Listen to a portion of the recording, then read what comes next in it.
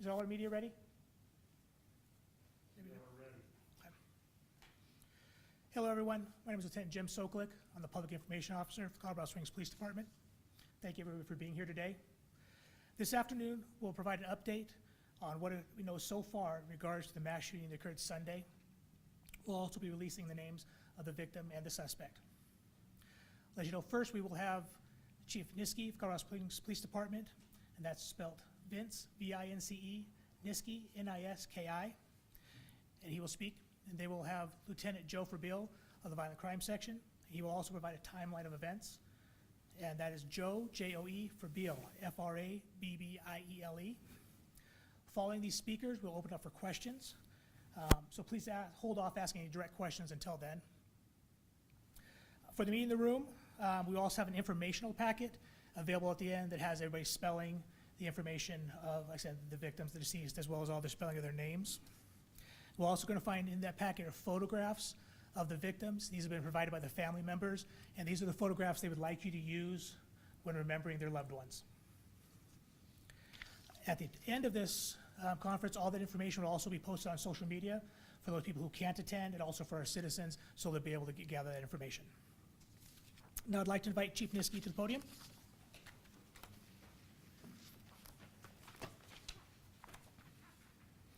Good afternoon, ladies and gentlemen. Thank you for being here today, and thank you for those watching online for your care and concern for our community. It has been a long and exhausting last couple of days, not just for our department, but for those who now have to adjust to a new way of life without their loved ones. Our hearts continue to ache for this devastating loss. Over the last few days, our detectives, crime scene investigators, and victim advocates have been hard at work, both finding answers and providing any support these families may need. I want to thank them for everything they have done so far and everything they will continue to do. I also want to thank our community who has reached out, offered their thoughts, and those who are praying for our victims and their families. I want to start by saying that I know there are a lot of questions that are unanswered, some of which we'll be able to answer here today. But I also want to urge caution for our community and the media who want answers as quickly as possible. Not only do we have a legal obligation, but we also have a moral obligation to provide factual answers and information to the families first. They deserve to hear what we know before anyone else, and in a place where we can provide the support that they need. Throughout the remainder of this process, we will continue to give them that respect. In line with respecting the family's wishes, they are asking for privacy. Some family members have shared with us that they have been followed, physically accosted, and have had reporters demand the families provide them with pictures and names of the victims. If this has occurred, it is completely unacceptable behavior. Our victim advocates are working closely with the families, and they have specifically asked for privacy. Please respect their wishes. In a few moments, Lieutenant Joe Frabile, with the department's Homicide Assault Unit, will be giving a breakdown of what occurred. But at the core of this horrendous act is domestic violence. The suspect, who was in a relationship with one of the victims, displayed power and control issues in this relationship. When he wasn't invited to a family gathering, the suspect responded by opening fire and killing 6 victims before taking his own life. No family should ever have to experience this type of loss or have the loved one taken from them. To the victims, Sandra Ibarra Perez, Jose Ibarra, Myra Ibarra de Perez, Melvin Perez, Jose Gutierrez, and Joanna Cruz, my vow to you and your family is that we will continue our work to find you every answer you deserve. Now I would like to invite Lieutenant Joe Frabile to the podium to provide you with a timeline of events. Thank you, Chief Niski. Well, hello, everyone. My name is Joe Frabile. I'm the Lieutenant of the Violent Crime Section here at the Colorado Springs Police Department. Part of that section is our Homicide Assault Unit, who is responsible for investigating this case. Again, on behalf of myself and our team and our section, I want to express our condolences to the family members and the surviving victims of this horrible, tragic event. I will be providing some details of this homicide investigation that was initiated on Sunday, May 9th. This investigation is ongoing, and as a result, we may not be able to answer all your questions here today. Before I begin sharing what we know so far, I want to make it clear that we will only be using the suspect's name once, but that person will be referred to as the suspect throughout the synopsis as to not give their actions any notoriety.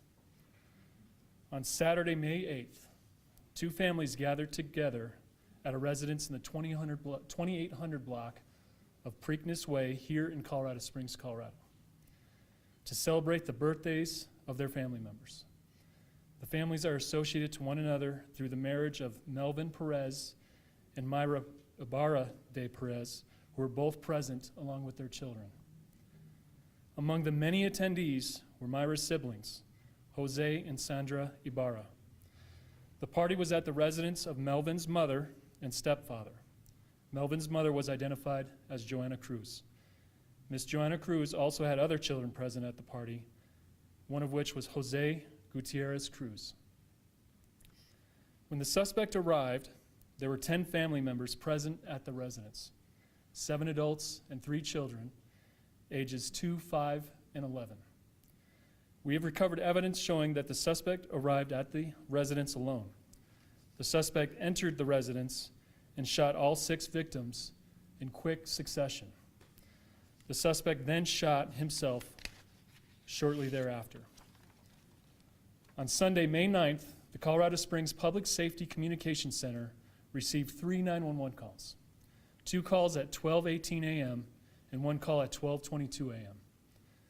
Immediately, personnel from the Colorado Springs Police Department, Fire Department, and American Medical Response were dispatched.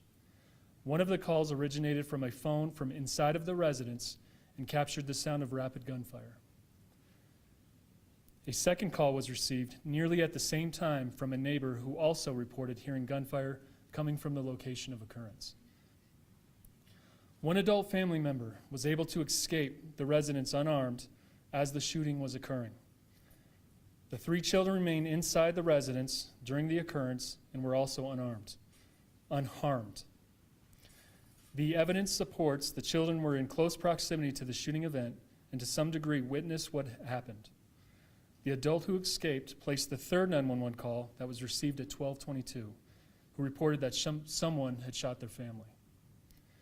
3 additional family members, ages 16, 16, and 18, had left the residence shortly before the shooting to retrieve an item from a neighbor. Unaware that the shooting had occurred in their absence, they returned to the residence to discover what happened prior to the police arrival. They attempted to render aid and gave shelter to the younger children. The first arriving officers encountered the unharmed victims and additional family members inside and outside of the residence. The family members remaining inside were moved to safety. Officers identified one victim that was alive but gravely wounded, and that was Jose Gutierrez Cruz. He was inside of the residence. They received information from this victim that the suspect was still inside.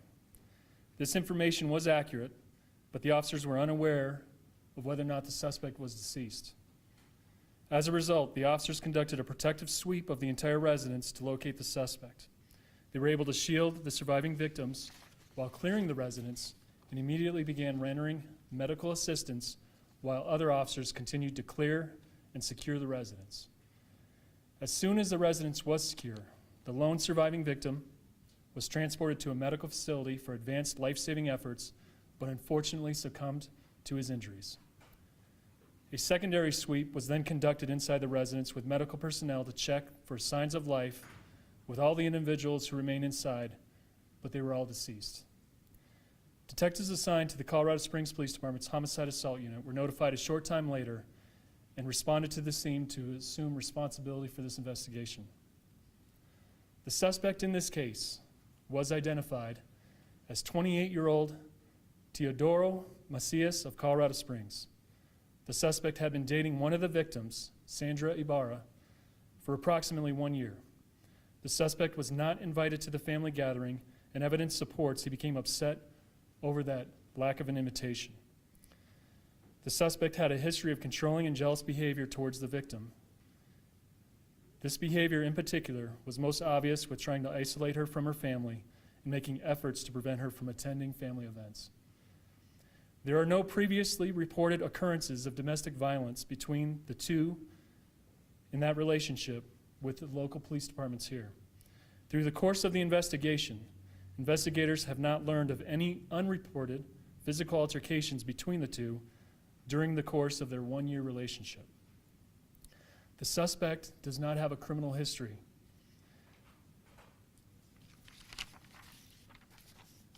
Some brief information from the scene.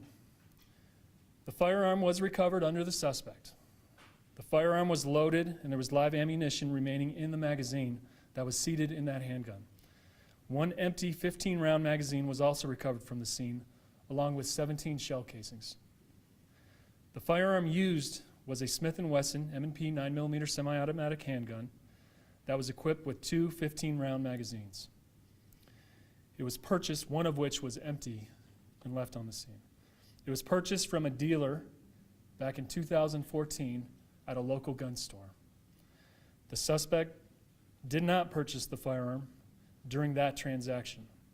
Follow-up is currently being done, even at this moment, to locate and interview the individual who originally purchased this firearm. This is the only listed transaction for this firearm. We are still investigating how and when the suspect came to possess the handgun.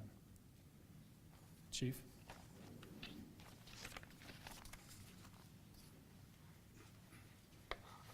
Thank you, Lieutenant Bill. Before we open up for questions, I want to reiterate this is an ongoing investigation, and we are continuing to do everything we can to provide as many answers as possible to surviving family members of this very tragic event. I want to acknowledge and thank those that have assisted and continue to work on this investigation. Our Communications Center personnel, CSPD patrol officers, CSFD firefighters, and AMR EMS personnel, ATF, DHS, the District Attorney's Office, the El Paso County Coroner's Office, the Metro Crime Lab, Victim Advocacy Unit, Forensic Interview Unit, and our crime scene and homicide investigators. We will now open this press conference up for questions. We want to make sure that we can answer all of your questions, so please raise your hand and we will call on you individually. I will ask Lieutenant Bill and Mayor John Suthers to join me at the podium so we can answer any questions that you may have. Yes. Chief, was there any warning? Thank you. Chief, was there any warning, or did the people at the mobile home know that the suspect was coming before he arrived? Not to our knowledge right now. We believe that he just showed up and entered the mobile home and started shooting, but. That's correct, yes, sir. Yes. You guys said that evidence showed that he was angry about, the suspect was angry about not being invited to the party. What is that evidence and how do you know that? Go ahead, John. So in the process of this investigation, we're investigating the manner in which the two communicated, which would include their phones. And so we're kind of moving through that currently. So there's communication between the two? There's, Showed that he was we're investigating the communication between the two using the phones that were recovered. Yes. You just got there, Joe. You stated the last time that there was a registered purchase of this gun was in 2014 and the suspect did not buy it. Would that lead you to believe that the suspect obtained this gun illegally? I'm not going to speak to that. I'll just tell you that the suspect was not the original purchaser of the firearm, and that is the only sales transaction of that firearm. It's not reported stolen, I will say that. The serial number on that firearm, it's not reported stolen, and there's no record. Yes. Can you tell us where the three children were at the time of the shooting, where exactly they were in the mobile home, and if they were seeing that shooting actually occur? Based on the investigation thus far, they were in the main room when this event started to happen, but eventually retreated to a bedroom to seek cover.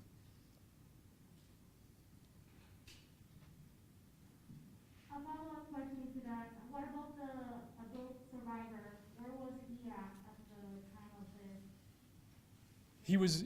He was located at one end of the residence, not in the main room where this crime occurred.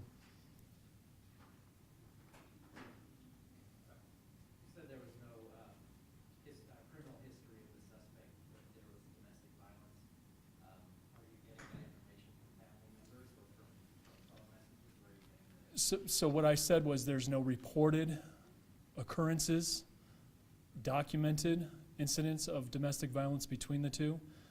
As you can imagine, there's a lot of interviews and background work to be done. So the history of that relationship is coming from the surviving family members. Do you have an estimate on how long they've been in a relationship for? How long they've been Approximately 1 year.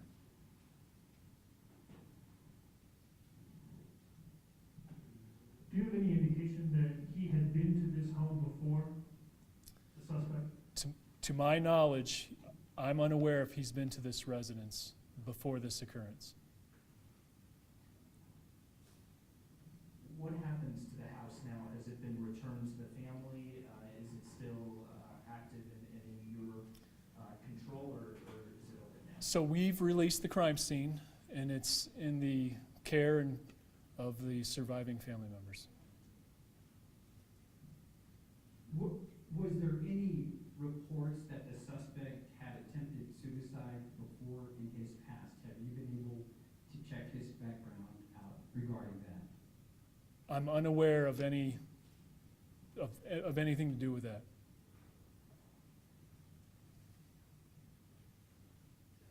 Yes. You said that there were no police reports about domestic violence between the two. Is there any civil filings, like protection orders or anything like that, that might indicate a history of BV? I don't know if everybody heard that. The question was whether or not there was any protection orders in place in terms of civilly between the two, and the answer is no. Yes. Can you tell us where those 3 children are now? In the care of their family. What was the decision in, today as a day for you guys to come out and talk instead of earlier, maybe when the community had a lot of questions? All right. In law enforcement, our job is dedicated to the victims and to the families. It was very important for us to obtain as many facts about the incident as we could and share them with the family first before we shared them with the media. Give the suspect's exact date of birth.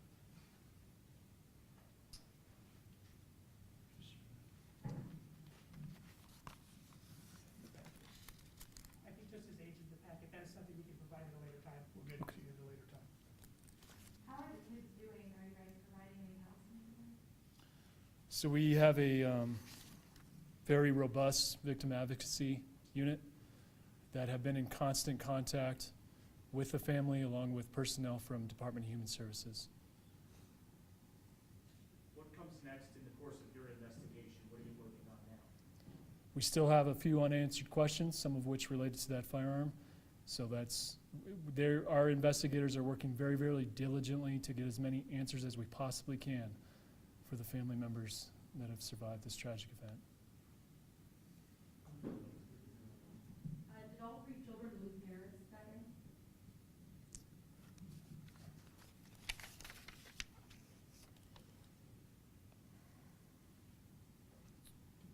Yes, they did. There's one of the children, smaller children, and some of the teenagers lost both parents. Mayor Suthers, as the mayor of Colorado Springs, if you could offer any words about how this has impacted the community. It's a terrible tragedy, there's no question about it. And I think what we take it from it is a stark reminder that how lethal domestic violence incidents can be. About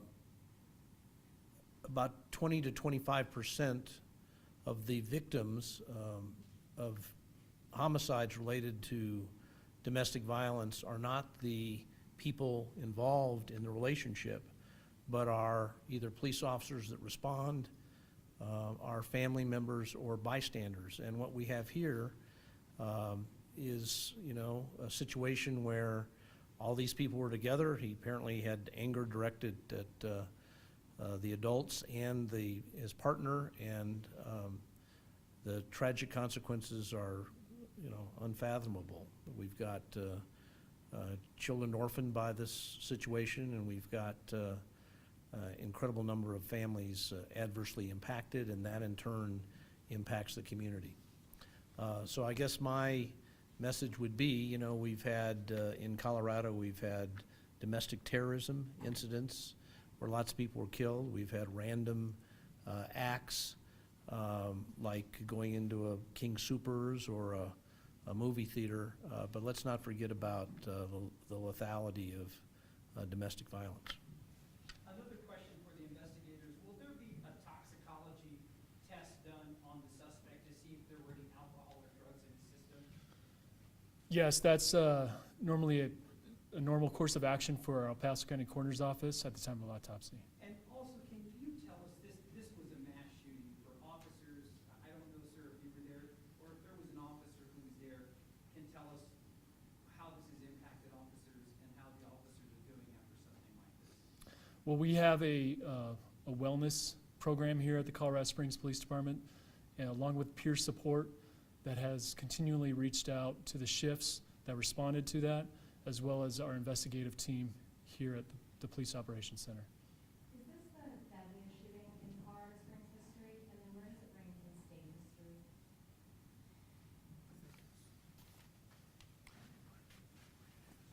From a shooting perspective, I think it is the most victims in a shooting. Believe it or not, 1911 was the most, I think we also had 6 victims in a axe murder, but this is the most shooting victims we've ever had, and I think 6 people, if I'm not mistaken, ranks 4th in violent incidents in Colorado. Just talking about the relationship between the suspect and the family, was there friction between the suspect and the family? Can you tell us why he was not invited to this event? So again, we're still moving through this investigation, but what we know so far in regards to your question, sir, is that a week prior to this incident, that there was another family gathering where there was some type of conflict between the family and the suspect. Usually when a person commits suicide, we're told that they leave a note or some type of signal. Does the suspect do that? I'm sorry, ma'am, but I missed the first part of your question. Usually when somebody commits suicide, they leave some type of note or some type of signal to those that know them. Did this suspect do that? We don't have a note. Where was the gathering a week before this shooting did you mention? It was at a different residence. The question was, where was the gathering a week before this incident? It was at a different residence here in the city. You said there was a 911 call that came from inside the residence. Was that from a child or an adult? It was from a phone, and unfortunately, there was nobody that answered or were able to, at least in a position to speak. So I don't know who actually dialed 911 from that phone.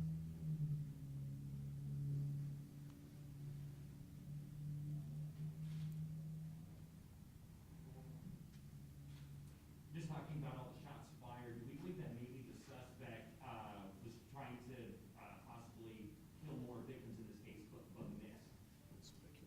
Yeah, that would be very speculative. So I'm not going to answer that question. Do we know how many, if any, bullets, like, went outside of that trailer? We have evidence to support that one projectile entered another home, and there was no injuries reported from the occupants of that residence.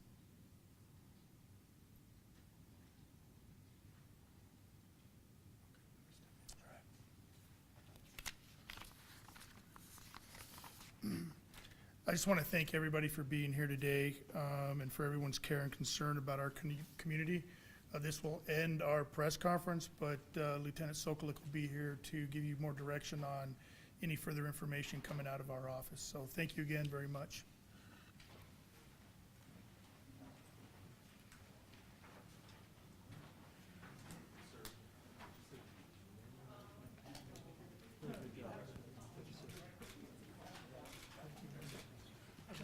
Get out of your way here real quick.